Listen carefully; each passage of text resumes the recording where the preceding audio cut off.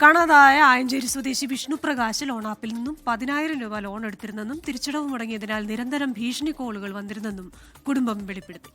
Morph ചെയ്ത ചിത്രങ്ങൾ ഉൾപ്പെടെ പ്രചരിപ്പിച്ചിരുന്നുവെന്നും ആരോപണമുണ്ട്. വർഷ ഗിരീഷ് കോഴിക്കോട് എന്ന വാർത്തയുടെ വിവരങ്ങൾ ചേർന്നു. വർഷ, ഗുഡ് മോർണിംഗ്. അപ്പോൾ ഈ ലോൺ ആപ്പുകാരുടെ പരിപാടി ഇങ്ങനെയാണ് എന്ന് നമ്മൾ ഇപ്പോൾ ആദ്യം കേൾക്കുന്നതല്ല, കുറേ തവണയെ നമ്മൾ കേൾക്കുന്നു. ഈ പറയുന്ന ഫോണിൽ ഈ ഗാലറി ആക്സസ് ചെയ്യുക, അവരുടെ ഫോൺ സ്വകാര്യ ചിത്രങ്ങൾ എടുക്കുക, അല്ലെങ്കിൽ ഉള്ള ചിത്രമായിട്ട് മോർഫ് ചെയ്യുക, വല്ലവർക്കൊക്കെ അയച്ചു കൊടുക്കുക എന്നുള്ള ഈ അധമപ്പണികൾ നമ്മൾ ആദ്യം കേൾക്കുന്നതല്ല. ഈ സംഭവത്തെ പറ്റി പറയുന്നത് എന്താണ് വർഷ?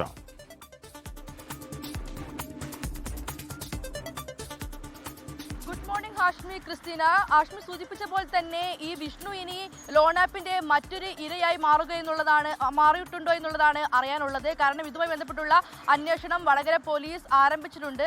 ഇക്കഴിഞ്ഞ 13-നാണ് വടകര ആയഞ്ചേരി സ്വദേശിയായ 25-കാരൻ വിഷ്ണുവിനെ കാണാതാകുന്നത്. വീട്ടിൽ നിന്നും ബാങ്കിലേക്ക് പോകുന്നു എന്ന് പറഞ്ഞാണ് വിഷ്ണു ഇറങ്ങിയത്. എന്നാൽ വിഷ്ണു 6 ദിവസം കഴിഞ്ഞിട്ടും ഇതുവരെ വീട്ടിൽ തിരിച്ചെത്തിയിട്ടില്ല. തുടർന്ന് കുടുംബം വടകര പോലീസിൽ പരാതിയും നൽകിയിരുന്നു. ഇവിടെ കുടുംബം മുന്നോട്ട് വെക്കുന്ന ഏറ്റവും പ്രധാനപ്പെട്ട ആരോപണം എന്ന് പറയുന്നത് വിഷ്ണു 10,000 രൂപ ലോൺ ആപ്പിൽ നിന്നും ലോൺ എടുത്തിരുന്നു. ഇതിന്റെ തിരിച്ചടവ് മുടങ്ങിയതോടെ പല ഭീഷണി കോളുകളും ഈ വിഷ്ണുവിന് വന്നിരുന്നു. അതോടൊപ്പം തന്നെ വിഷ്ണുവിന്റെ മോർഫ് ചെയ്ത ചിത്രങ്ങൾ പല സുഹൃത്തുക്കൾക്ക് ഉൾപ്പെടെ അയച്ചു കൊടുക്കുന്ന സാഹചര്യം ഉണ്ടായിരുന്നു എന്നുള്ള ആരോപണം ഉൾപ്പെടെ കുടുംബം മുന്നോട്ട് വെക്കുന്നുണ്ട്. എന്തായാലും കുടുംബത്തിന്റെ ആരോപണത്തെ തുടർന്ന് വിഷ്ണുവിന്റെ സാമ്പത്തിക ഇടപാടുമായി ബന്ധപ്പെട്ട് തന്നെയാണ് പോലീസിന്റെ അന്വേഷണം പുരോഗമിക്കുന്നത്. ഏതൊക്കെ ആപ്പിൽ നിന്നാണ് വിഷ്ണു ലോൺ എടുത്തത് എന്നുൾപ്പെടെയുള്ള കാര്യങ്ങളാണ് എന്തായാലും പോലീസ് അന്വേഷിക്കുന്നത്. അതോടൊപ്പം തന്നെ വിഷ്ണുവിനായുള്ള തിരച്ചിലും ഊർജിതമായി നടക്കുന്നുണ്ട്. സൈബർ പോലീസിലും കുടുംബം തെളിവുകളടക്കം പരാതി നൽകിയിട്ടുണ്ട് എന്നുള്ളതാണ് അറിയുന്നത്. എന്തായാലും അന്വേഷണം ഊർജിതമായി മുന്നോട്ട് പോവുകയാണ്. ഈ ലോൺ ആപ്പ് വലിയ രീതിയിൽ യുവാക്കൾക്കിടയിൽ ഉൾപ്പെടെ വലിയൊരു കെണിയായി മാറുന്നു എന്നുള്ളതിന്റെ ഉദാഹരണം ആണ് ഓരോ ദിവസവും ഉയർന്നു വരുന്നത്. അത്തരത്തിലുള്ള ഒരു രീതിയിലേക്ക് തന്നെയാണ് വിഷ്ണുവിന്റെ കേസും ഇപ്പോൾ മുന്നോട്ട് പോകുന്നത്. ഹാഷ്മി, ക്രിസ്റ്റീന.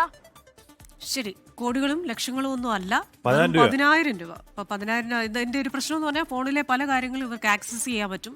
നമ്മൾ ഈ ആപ്പ് ഡൗൺലോഡ് ചെയ്യുമ്പോഴേക്കും ആക്സസ് ചോദിക്കും, നമ്മളെല്ലാം രസം കൊടുക്കും. രസം കൊടുക്കുമ്പോഴേക്ക് ഫോണിന്റെ സകലമാന കൺട്രോളും അവന്മാരുടെ കയ്യിൽ പോകും.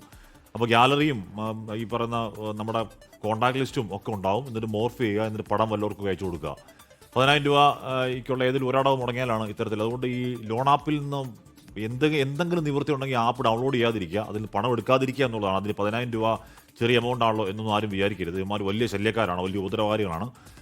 സംസ്ഥാനത്ത് ഇതിനോടകം തന്നെ റിപ്പോർട്ട് ചെയ്യപ്പെട്ട ലോൺ ആപ്പ് കേസുകളുടെ എണ്ണം തന്നെ 188 കേസുകൾ അടുത്തിടെ തന്നെ ഒരുപാട് വരും. പക്ഷേ നമ്മൾ നേരത്തെ ഇപ്പോൾ വീണ്ടും ചർച്ചയാവാനുള്ള കാരണം അത് നിതിൻ രാജിൻ്റെ തുടക്കത്തിൽ. പക്ഷേ അവിടുത്തെ പ്രശ്നം ആപ്പ് മാത്രമല്ല, ആപ്പിന് പിന്നാലെ കോളേജിനകത്തുള്ള സാറന്മാർ എന്നുള്ള ആപ്പ് കൂടി അവിടെ ഉണ്ടായിരുന്നതുകൊണ്ട് ആപ്പിലേക്ക് ശ്രദ്ധ വരുമ്പോഴേക്കും മറ്റേതിൽ ശ്രദ്ധ പോരുത് എന്ന് നിതിൻ രാജിന്റെ വീട്ടുകാർക്ക് പറയാനുണ്ട്. പക്ഷേ എന്ന് പറയുമ്പോഴും ലോൺ ആപ്പ് അടുത്ത കാലത്ത് ഏറ്റവും വലിയ ഭീഷണികളൊന്നാണ്. അതെ, ഈസി ആയിട്ട് നമുക്ക് കിട്ടുന്നതൊക്കെ വലിയ കെണിയാണ്. അതുകൊണ്ട് ചോദിക്കുന്ന ഉടനെ തന്നെ കാശ് കിട്ടും. അപ്പോൾ അതിന് അതിൻ്റെതായ പ്രശ്നങ്ങളുണ്ട്. മാത്രമല്ല, ഈ സ്മാർട്ട് ഫോൺ വന്നതിന് ശേഷം നമുക്ക് സ്വകാര്യത ഇല്ല.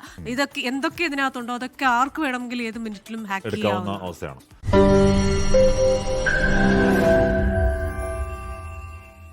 ലോകത്തെവിടെയായാലും ഏത് സമയത്തും 24 വാർത്തകളും ഓഗ്മെന്റഡ് റിയാലിറ്റി പാക്കേജുകളും എക്സ്പ്ലെയിനറുകളും വിശദമായി കാണാൻ ഞങ്ങളുടെ യൂട്യൂബ് ചാനൽ നിങ്ങൾക്ക് സബ്സ്ക്രൈബ് ചെയ്യാം.